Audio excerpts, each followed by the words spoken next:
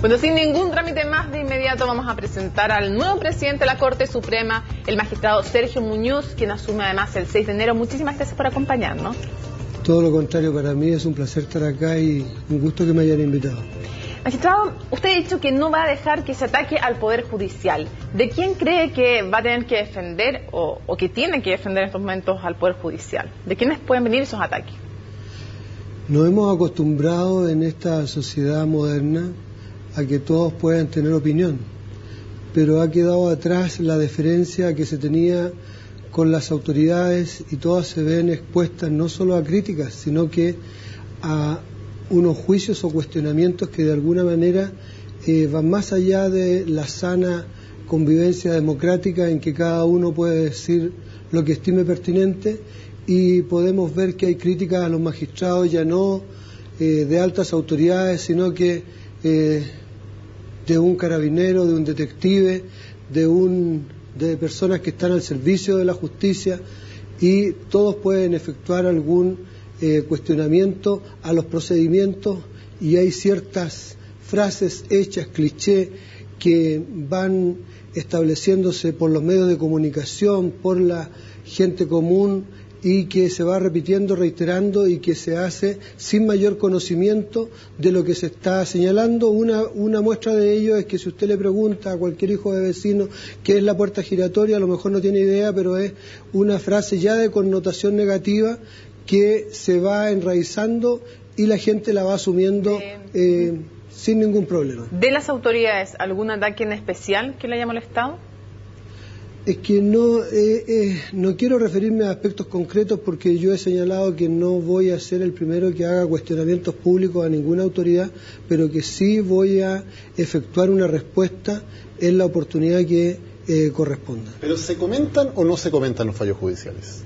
Todos los fallos judiciales están a la vista de todos los chilenos y de todas las personas para que efectúen todos los juicios, porque ese es el sano entendimiento en una sociedad democrática. ¿Y cuál es el límite que tiene, por ejemplo, los otros poderes del Estado, concretamente el Poder Ejecutivo, los ministros o el Presidente de la República? ¿Hay algún límite de lo que pueden opinar, de lo que pueden comentar sobre la actuación de los jueces? Yo creo que sí.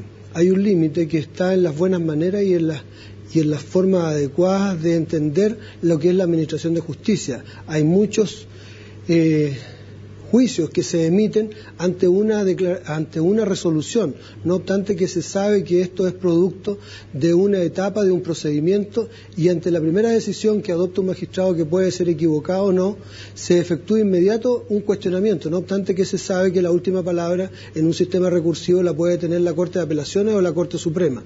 Eso es lo que en algunas oportunidades nosotros en el pasado observábamos, que eran más pacientes y de alguna manera más reflexivas todas las críticas que se hacían. Ahora son instantáneas y apresuradas. ¿Y eso cambió en este gobierno? ¿Este gobierno es el menos reflexivo? Yo diría que ha sido de alguna manera una constante que se ha ido produciendo en los últimos tiempos, y que se ha ido perdiendo esto que ustedes mismos lo pueden ver con anterioridad, cómo era el desenvolvimiento. No era, había que dejar que las instituciones funcionen, tenían algunas autoridades. ¿Pero era igual en el gobierno anterior? ¿Ese apresuramiento empezó en el gobierno anterior o empezó en este, ministro, a su juicio? Si usted me pide que yo le diga cuándo empezó esto, es cuando se empezó a cimentar lo que era la reforma procesal penal, y se estimó que debía de alguna manera facilitarse el convencimiento público a la ciudadanía, y se empezó con un cuestionamiento y se empezó a ser responsable de un sistema al Poder Judicial, y para de esta manera fundar mejor lo que era la reforma, en circunstancias que nunca el Poder Judicial se había resistido a lo que era perfeccionar las instituciones de nuestro país, nunca lo va a hacer. Por ejemplo, magistrado, ¿cómo vio usted la polémica entre este Ejecutivo y el Poder Judicial cuando ministros de este gobierno y también el presidente dicen que hay fiscales, pero que también hay jueces, derechamente, que no hacen bien su pega, y que en el tema de la delincuencia el eslabón de la cadena, el eslabón judicial, está fallando? Esa es una opinión política, y si usted me pide que haga una precisión mayor, eso es para estar en sintonía con la gente, es un recado a la gente para los efectos de entender que se está al lado de ella, pero eso no contribuye en nada.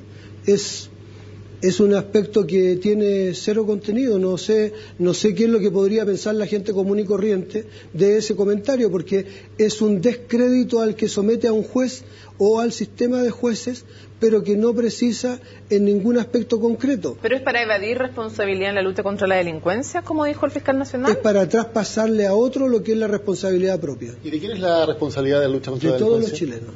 ¿También de los jueces? Los jueces tienen que desarrollar su papel como terceros en la controversia. No es un aspecto que deban ellos entrar a ser parte, porque este es el gran cambio. Es decir, la sociedad chilena avanzó de un sistema inquisitivo en que el juez era parte y perseguía el delito, perseguía el delincuente y estaba en cierta manera investigando y acusando y después sentenciando. Se dijo no, él tiene que estar fuera de lo que es la contienda, tiene que estar como tercero, no tiene él interés alguno en esta.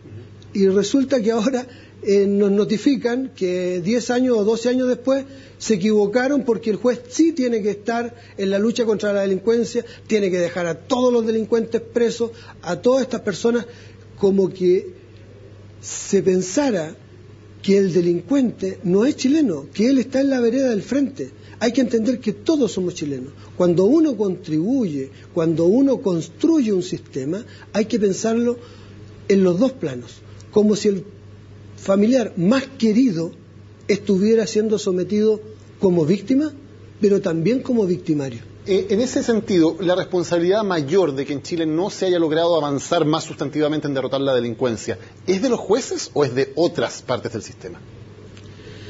Mire, le puedo decir que estadísticas, números que nos posesionan a nosotros, que de 220.000 solicitudes de prisión preventiva que ha formulado en toda la historia del sistema de la reforma procesal penal, en toda la historia del sistema procesal penal, resueltas por la judicatura, en definitiva, negadas en primera instancia y confirmadas en segunda, se reduce exclusivamente a 1.800 casos. Menos del 1%. Cero y tanto.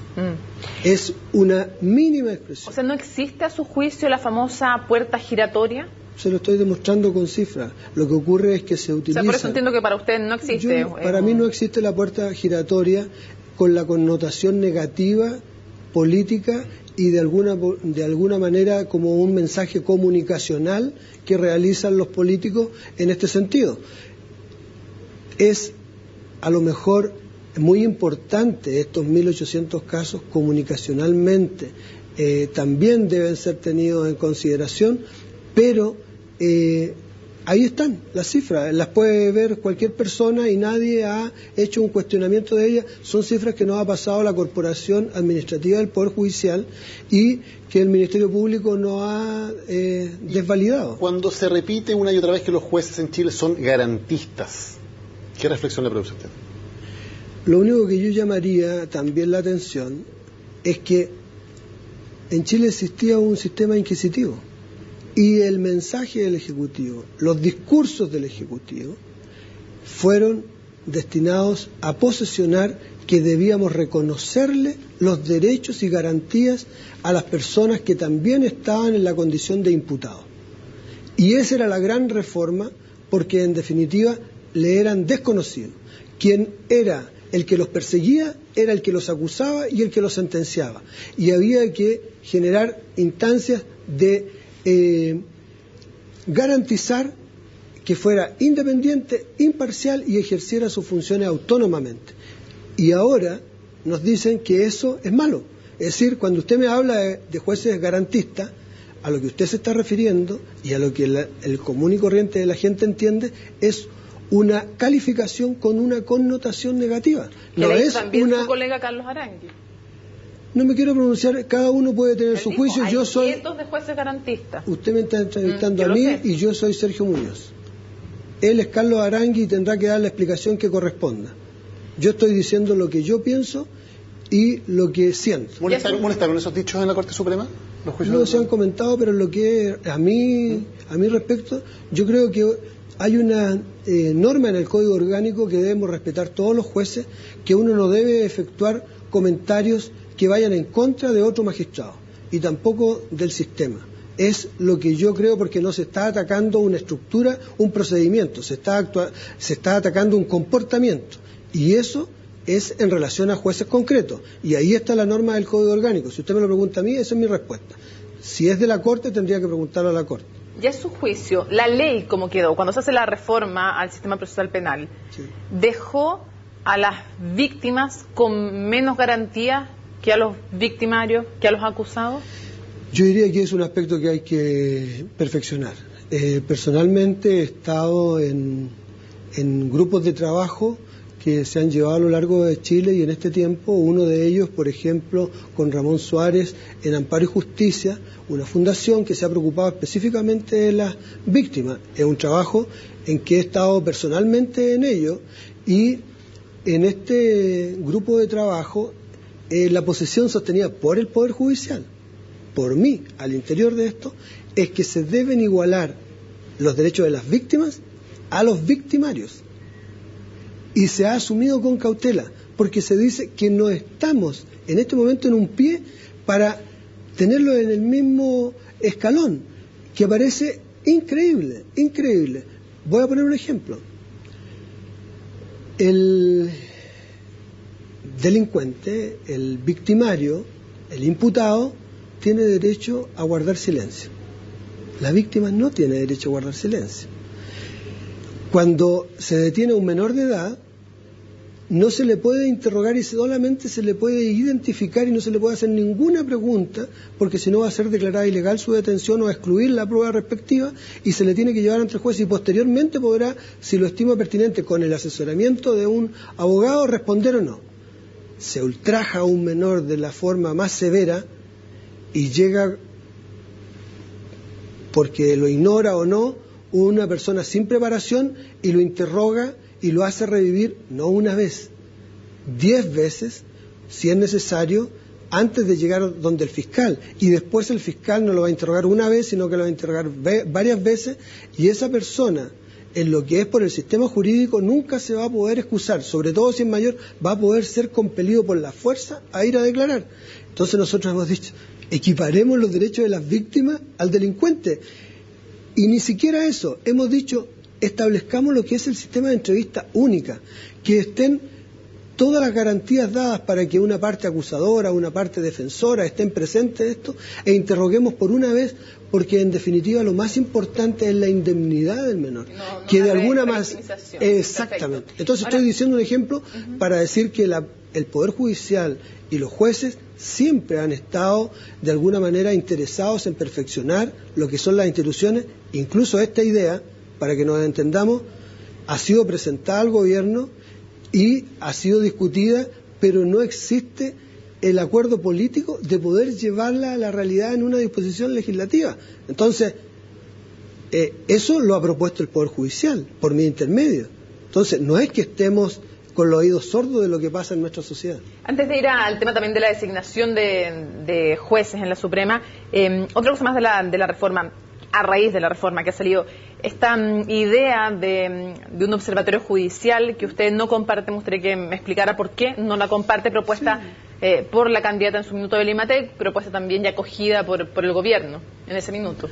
De acuerdo a los antecedentes de que yo tengo conocimiento, y por el estatuto acordado o convenio entre la Secretaría de Prevención del Delito con la universidad respectiva, había un análisis periódico y un envío de los antecedentes y una discusión con el gobierno, periódica, y está establecida hasta el día de hoy. Y se dijo que esto iba a ser financiado con fondos públicos, y a eso agregó el discurso del Ejecutivo, que iba a ser la forma como se iba a evaluar a los jueces cuando fueran, de alguna manera, estudiados sus antecedentes para las promociones y designaciones.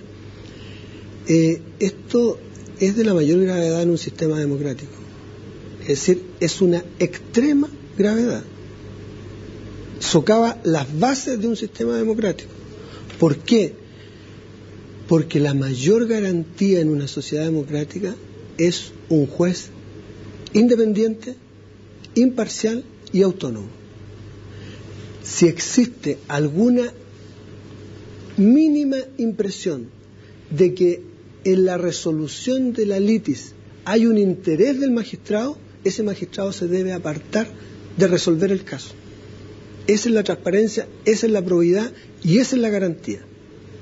Y si construimos un observatorio judicial que va a ser testeado de esta manera por el Ejecutivo, usted se encontraría satisfecha, o usted, que en un momento determinado, como cualquier hijo de vecino y cualquier chileno que se ve enfrentado en un litigio de cualquier naturaleza con una autoridad pública o con algún referente de opinión, si ese juez va a tener que pensar 2 veces cómo va a resolver la litis, porque esto eventualmente puede quedar en su, entre comillas, prontuario para cuando sea determinada su ascenso o su nombramiento. Entonces, ahí entendemos la gravedad y entendemos que esto no puede ser usado en ese sentido y tampoco puede ser efectuado con fondos públicos. Otra cosa distinta es que lo hagan los grupos de opinión, que lo haga la opinión pública. Nosotros somos los primeros que llamamos a interesarse por la administración de justicia. Estamos puertas abiertas, se publican todos los fallos. Entonces, no es miedo al escrutinio público, es miedo a la amenaza que se cierne sobre los magistrados en este sentido. Muñoz, cuando Evelyn Matei calificó al juez del caso Bombas como un juez de 4ª categoría por haber eliminado pruebas en ese caso, ¿qué reflexión le provoca a usted ese comentario? No quiero emitir juicio sobre eso, pero ese es un juicio político que en realidad lo que trata es simplemente de menospreciar el trabajo del magistrado, y esa es una opinión que está siendo a lo mejor direccionada por lo que a ella le han contado de lo que es el juicio y por lo que le han contado de lo que son los antecedentes, no porque le haya tenido un conocimiento directo de ellos. ¿Le parece una opinión con interés electoral? No sé, tiene derecho. Yo creo que tampoco hay que ser extremista en estos aspectos. En un aspecto electoral, en una contienda electoral, todos sabemos qué es lo que pasa en una sociedad democrática y todos sabemos que los candidatos son libres de decir los aspectos que de alguna manera estimen pertinentes. Es distinto cuando ellos llegan a ser autoridades, que generalmente hay una mesura que es mayor, y así entiendo yo que ha sido históricamente en nuestro país, así que no nos tenemos que tampoco ruborizar por ciertos aspectos gráficos o de reforzar ciertas ideas por parte de los candidatos. Y cuando usted sea presidente de la Corte Suprema desde el 6 de enero, cuando haya declaraciones de este tipo desde el mundo político, ¿las va a responder públicamente? No sé si las voy a responder, lo que sí las voy a estudiar, y si hay algún aspecto que clarificar, yo creo que es conveniente hacerlas por mi intermedio, por la Dirección de Comunicaciones, o de alguna manera poner los antecedentes que corresponde sobre la mesa. No significa que a todos los cuestionamientos se vaya a tener que dar una respuesta, sino que vamos a estar de alguna manera más presentes. ¿Por qué? Porque hay algo que ustedes manejan mejor que yo. ¿Cómo se hace la comunicación? Incluso en el mundo moderno, quien no comunica, quien omite decir alguna cosa, también comunica con su silencio. Entonces, dejar pasar ciertos cuestionamientos que son de demérito, inopinados, sin antecedentes y simplemente por una coyuntura, hay que ponerlo en su real dimensión. Magistrado, usted ha sido muy crítico del sistema de designación de jueces a la Corte Suprema. Ha dicho que el Senado ha enrareció el sistema, que se ha transformado este proceso en algunos casos en humillación de candidatos, y ha dicho que lo malo no es el sistema, sino la práctica es finalmente lo inadecuado. ¿Cómo debiera ser el sistema si a usted le parece que no es el correcto? La Corte Suprema, en la designación de los ministros de la Corte Suprema, hace una cinquena o quina, 5 nombres que somete a consideración del presidente. El presidente elige uno de ellos y lo somete a consideración del Senado. Y este emite su decisión para aprobarlo o rechazarlo. A mí ese sistema no tiene objeción, somos autoridades de designación indirecta y podemos estar al examen que se haga de cada uno de los postulantes con sus méritos y de deméritos. ¿No es inevitable que se politice cuando esto va a una Cámara que es política, evidentemente, como el Senado? Eso es lo que le trato de decir. Si usted cuando postula es que esto es, se lo voy a graficar con distintos ejemplos para que nos entendamos, porque yo ya he hecho los conceptos y los he vertido y no tiene gracia a lo mejor que yo se los repita una y otra vez. Cuando usted postula un cargo de alta dirección pública, sus antecedentes son escrupulosamente guardados. Y si usted no queda en la terna para proveer el cargo, nadie sabe que usted postuló a ese cargo. Y sus antecedentes son analizados y, de alguna manera, nosotros nos enteramos, todos los chilenos, cuando la persona es seleccionada. Y se hacen todos los estudios políticos o no políticos de una manera profesional y responsable. Bueno, ¿por qué se hace de otra manera en el caso de los jueces? Es que lo que no entiendo, perdón, magistrado, es que usted dice, yo no tengo objeción con el sistema como es, pero lo que nosotros le preguntamos es, con el sistema como es, ¿no es inevitable que se politice si va a una Cámara como el Senado que es política? Entonces lo que uno se pregunta es, ¿el sistema en sí no debiera ser distinto? Si usted me quiere preguntar en definitiva cuál es el aspecto que está de alguna manera obstaculizando para que este se desarrolle, es la madurez de los señores políticos, es la madurez y la responsabilidad. Que cuiden los comentarios.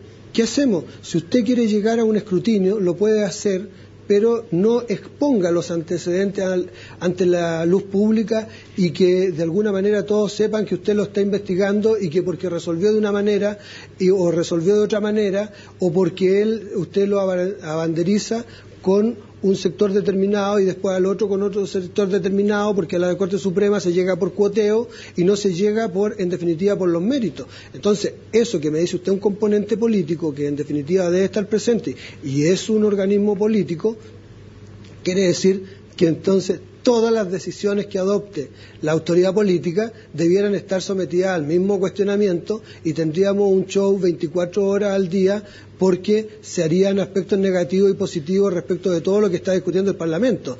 Pero yo creo que ser responsable es cuando se analizan los temas profesionalmente. O sea, ¿debería ser reservado el proceso? ¿No deberían estar estas audiencias públicas, por ejemplo, de los candidatos?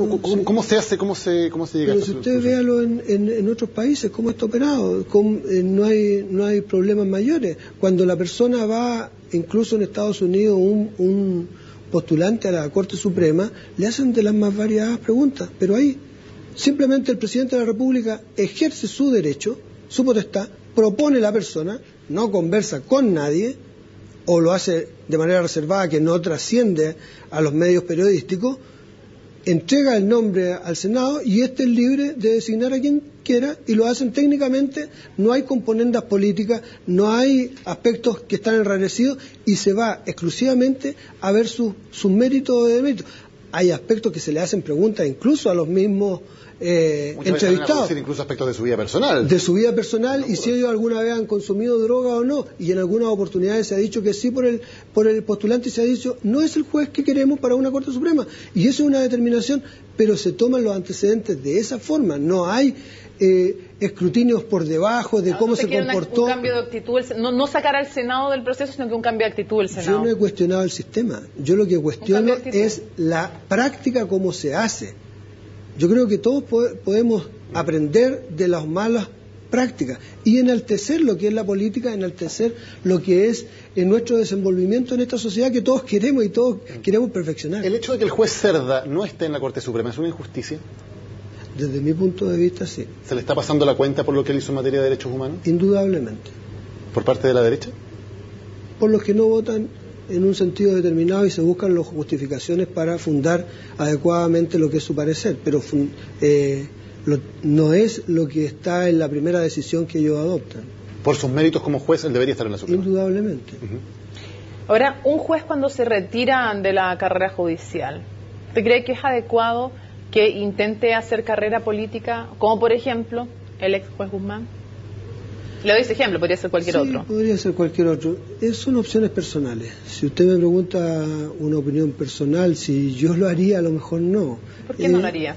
Porque creo que uno ejerce la profesión de juez con profesionalismo, no busca los casos, lo hace de una manera desinteresada y no puede sacar dividendos posteriormente de lo que ha hecho en favor de la comunidad y de lo que ha resuelto. No está para figurar, no está para de alguna manera destacar comunicativamente, está para resolver de manera profesional lo que está ajustado o no a la legislación vigente. ¿Y a usted le parece importante que un juez, sin manifestar públicamente cuál es su opción, vote en las elecciones? Mire, yo creo que lo podemos dividir en dos los temas. Yo creo que todos tenemos nuestros sentimientos filosóficos, políticos, hasta de clubes deportivos, pero y sentimientos religiosos. Pero yo creo que cuando uno asume el papel de juez, todo eso queda al lado afuera y se ajusta al Estado de Derecho para resolver conforme a este. Otra cosa lo hemos analizado en algún momento nosotros en el Tribunal Calificador de Elecciones, que es distinto. Ahí están 5 personas. Y yo presidí el Tribunal Calificador de Elecciones y nosotros creíamos que había sido a lo mejor una sana práctica que nos decían que un presidente anterior había dicho que él, para tener una absoluta imparcialidad, no emitía el sufragio porque debía de alguna manera en algún momento determinado resolver, y quien era imparcial no solo debía serlo, sino que también parecerlo. ¿Usted siguió esa recomendación también? Yo emití mi sufragio. Votó por un candidato. Voté por un candidato determinado. Ahora, ¿qué le parece la idea que ha planteado? Sí. Marco hace, no voy a decir jamás, ya no se marcha. ¿Qué le parece la idea de Michelle Bachelet de un consejo de la magistratura, que podría haber temas administrativos del Poder Judicial? Bueno, yo me atengo en cierta medida a lo que fue el planteamiento de la señora Bachelet en el Pleno de la Corte Suprema, que hizo ciertas precisiones, que ella lo que quería ver era un sistema de administración más profesional. Esas fueron sus palabras, y que todo cambio lo haría con los jueces, con la Corte Suprema, con los interesados y no en contra de ellos, y por lo tanto iba a tener muy en cuenta lo que era la opinión de la Administración de Justicia. Y en ese sentido nosotros creemos que podemos contribuir a perfeccionar lo que es la administración si hay alguna falencia que se ponga sobre la mesa y algún efecto que se quiera lograr por medio de crear un organismo autónomo en este sentido. ¿Pero no ve un riesgo de politización en ese proyecto? Lo que ocurre es lo siguiente, que hay diferentes modelos de consejo de la magistratura. En cuanto a la idea incluso de consejo, nosotros estamos en contra, hablo como Corte Suprema y también individualmente como Sergio Muñoz. ¿Por qué? Porque lo he visto operar en el extranjero y hay países que vienen de vuelta. Y hay 2 modelos o múltiples modelos, pero que se caracterizan por 2 vertientes mayoritarias, que son uno de clara connotación política y otro que se le trata de dar una connotación propiamente judicial para dar mayor participación al interior del Poder Judicial. Lógicamente que si aquí hay una crítica política, es decir, nunca vamos a tener un Consejo de la Magistratura a lo mejor exclusivamente técnico del interior del Poder Judicial, y vamos a tener un referente político. Y esto significa que va a estar en cierta medida la administración quedando en manos de un componente político. Y como usted bien hablaba, si hay un componente político, se comporta políticamente. Pero ¿qué es lo que ocurre? Que estos estamentos, no obstante que son creados para garantizar una mayor eficiencia y eficacia en los fondos públicos, no se les proporciona mayor presupuesto. Entonces hacen lo mismo que hacían los jueces, porque los jueces aquí sí que hay una instancia profesional que coopera, que es la Corporación Administrativa del Poder Judicial, con profesionales, que es la que lleva todo este aspecto. Vamos a otro tema que tiene que ver con la judicialización de hartas demandas sociales, educación, medio ambiente, salud. En materia medioambiental, ¿cree usted que la justicia le está haciendo la pega a otras instancias que debieran resolver estos conflictos? La Administración de Justicia siempre va a tener sus puertas abiertas para todos los chilenos y todos los habitantes del país que deseen recurrir a ella y entiendan que encuentran refugio para, como tercero imparcial, resuelva sus demandas. Estamos abiertos a que se interponga 1, 10 o miles de demandas en un sentido determinado, porque para eso están los tribunales y la Constitución nos ha fijado ese parámetro. Lo que hacemos en el aspecto medioambiental es ver si los distintos cuestionamientos que se le efectúan a los proyectos energéticos, medioambientales o de otra naturaleza ajustan sus proyectos a la legalidad y a la tramitación como debe ser de acuerdo al ordenamiento jurídico. Si no está así, se declara de esa manera, y si no, se establece la conformidad. Ahora, en la práctica esto está significando que la Corte Suprema está decidiendo en la práctica qué proyectos energéticos se hacen en Chile y cuáles no. ¿Eso le incomoda de alguna manera o siente que es parte de la labor judicial? Miren, en alguna oportunidad a mí una persona que estaba privada de libertad me dijo: si usted me deja preso, no voy a poder llevar alimento a mi familia, van a caer en la indigencia y eso va a ser culpa suya. Y yo le dije, mire, no le traslade al tribunal la responsabilidad de sus actos. Esto es lo mismo. Si de alguna manera la Corte Suprema, por estar estableciendo la legalidad de los procedimientos, debiera mirar antes que la legalidad, la oportunidad o conveniencia que estos proyectos se ejecutaran porque van en bien del país, entonces usted también encontraría que nosotros estamos perdiendo la imparcialidad y no le daría garantía este tercero que debe ser imparcial y que incluso aun cuando vaya en contra de los intereses del país, que yo como chileno soy el primero en sumarme a todas las demandas, pero como juez que estoy resolviendo un tema, debo resolver conforme al ordenamiento jurídico. ¿Cree usted que le ha faltado, cuando se hacen estas críticas hacia el Poder Judicial por intervenir en estos temas, cree que detrás de ello hay una falta autocrítica de autoridades, pero también de los dueños de proyectos que han sido rechazados? Yo creo que todos debemos crecer con las críticas y con los aspectos que de alguna manera nos hacen un llamado de atención respecto de nuestro comportamiento. No hacerlo sería no entender los temas. Acá específicamente hay casos en que en todas las instancias regulares de tramitaciones de proyectos han sido rechazados, han sido absolutamente rechazados. Y por un pronunciamiento que se llama el recurso extraordinario, que es una instancia especialísima, excepcional, se han revivido proyectos energéticos. ¿Por parte del Ejecutivo? Por parte del interesado y avalados por el Ejecutivo. La Contraloría ha determinado que en ese procedimiento extraordinario se han cometido diferentes faltas y nosotros las hemos constatado y hemos compartido con la Contraloría todas estas observaciones y hemos declarado la ilegalidad del proyecto. Y se dice que la Corte Suprema ha paralizado y que somos los responsables de esto. Es decir, pero ¿cómo no puede haber una autocrítica si la autoridad le estuvo diciendo durante años que su proyecto era ilegal? Le estuvo diciendo a la autoridad administrativa eso.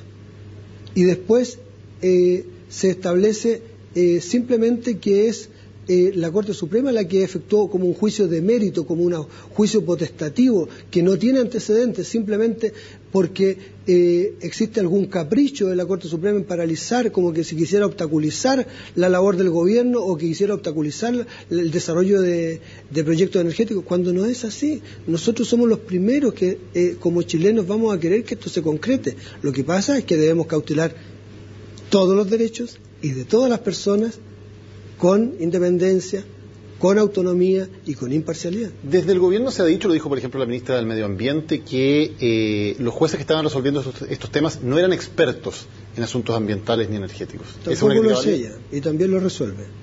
¿No es experta ella? Tampoco, sí.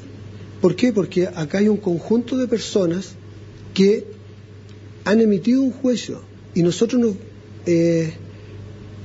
fundamos nuestros pronunciamientos en lo que son los informes de expertos. No creamos ninguna prueba. En la Corte Suprema no se está estableciendo alguna prueba. Es sobre la base de la misma prueba que se ha emitido. Y generalmente es sobre la base de los mismos hechos que se emite un pronunciamiento para ver si está acorde a la legalidad. Voy a poner un ejemplo en el que no participé para que se entienda este. Hay una facultad que se llama de invalidación o de revocación. En definitiva, lo que se había resuelto queda sin efecto. Para poder hacerlo, dice el legislador, que se tiene que oír al interesado que va a ser afectado. Se emite un pronunciamiento de revocación o se establece una decisión contraria y no se oye al afectado. La Corte Suprema va y dice, señor, tiene que oír al afectado y deja sin efecto su determinación. Entonces usted me dice, bueno, ¿y en dónde está el juicio que emitió la Corte Suprema respecto de algún tema ambiental? No sé si en eso hay algún tema ambiental. Y yo le puedo decir cuál es el caso. Es Castilla 1. Que ha sido precisamente uno de los casos que más cuestionamientos ha tenido del gobierno. Entonces, es para graficar que hay múltiples temas que son de esta naturaleza y otros que son de aplicación de lo que el mismo legislador estableció con los principios preventivos y precautorios. Y solo para entender lo que acaba de decir usted, a la ministra del Medio Ambiente, ¿usted no la considera experta en tema ambiental? Ella está asesorada y está actuando sobre la base de los mismos peritajes que actuamos nosotros. Entonces, si ella dice que no está evaluando personal experto, es saber si ella fue la que emitió el pronunciamiento que efectuaron los peritos. Y hasta donde yo entiendo, no lo podría hacer porque quedaría inhabilitada. Ahora, se ha hablado incluso en estos casos de una doctrina Muñoz, y se las indica usted como el líder de este proceso en que se paralizan algunos proyectos energéticos o productivos. ¿Usted se siente de alguna manera líder de una línea de pensamiento judicial? En ese sentido se lo digo. No soy autor de ninguna línea. Lo que ocurre es que hay un tema que en el extranjero se habla de deferencia con la autoridad, que yo digo que la deferencia con la autoridad no es obsecuencia con la autoridad, y por lo tanto desde una línea de tratar de mantener per se y por el solo hecho de venir de la autoridad la decisión, los tribunales debieran mantenerla. Entonces hagamos irrecurrible todas las decisiones de las autoridades, porque en definitiva cada vez que los tribunales las dejen sin efecto van a estar minando lo que es el desarrollo del país. No me siento depositario de ninguna doctrina, no me siento depositario ni líder de ninguna corriente de opinión. Mis colegas en la Corte Suprema y todos los jueces de Chile son absolutamente responsables, autónomos e independientes, y no se van a dejar influir por la determinación de otro colega, por cuanto además todos saben mi comportamiento en la sala, que el presidente reserva su opinión cuando todos ya han emitido la suya y no antes. Lo que ocurre es que los casos han determinado que se resuelva de la forma como se está haciendo. ¿Pero no cree usted que hubo un cambio en algún minuto? Porque antes no hablábamos de este tema, o antes no sé si la gente no recurría, no creo que, o los empresarios, me decía usted que antes cumplían perfectamente con todo el proceso. ¿Algo cambió que empezó a producirse la llegada de estos reclamos a ustedes o la decisión de ustedes de fallar de tal manera?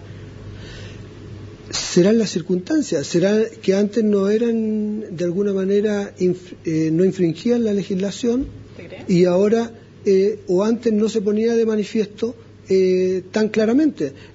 Hay casos muy anteriores en los que participé yo y que resolvimos de la misma manera. Se lo puedo graficar en dos aspectos o dos comentarios.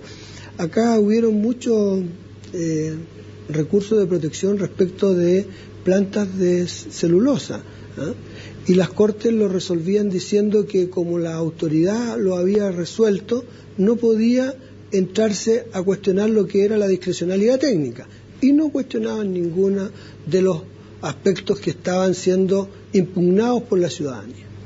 Y llegó a nosotros en la tercera sala, creo, de la Corte de Apelaciones de Santiago, con otros dos magistrados, a nuestro conocimiento, y dijimos, pero ¿por qué no vamos a examinar si es o antecedentes se ajustaron a la legalidad? ¿Un cambio? No, pero es que habían cambios en el examen de legalidad.